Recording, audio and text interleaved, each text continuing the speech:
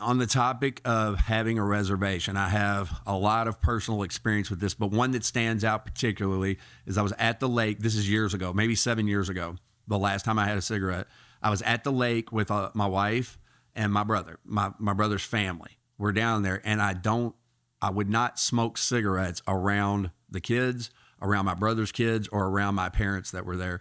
So I brought a vape with me and used a vape over on the side, and I did not have a cigarette for 2 days straight. I was just sneaking around using the vape, right?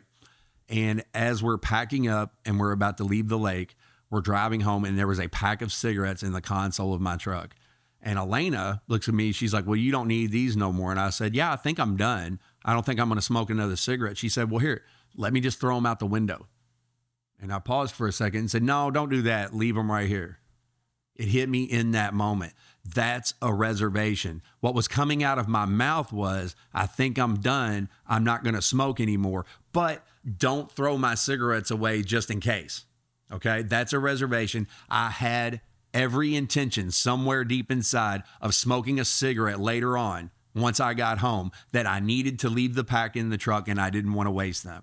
And once I had that realization in my mind right there in that moment, I looked at Elena, told her, I was like, that's a reservation. That's what they've been talking about. I'm reserving the right to smoke that cigarette. That's why I don't want you to throw them out the window. And I said, throw them.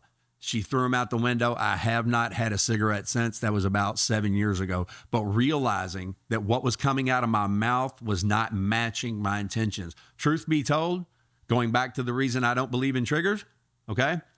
I was going to wait for something to stress me out at the house and say, oh, well, now I need a cigarette. And I was going to say I was triggered to go have a cigarette, when the truth was I wanted to leave them in my truck the entire time because I knew I was going to need them later.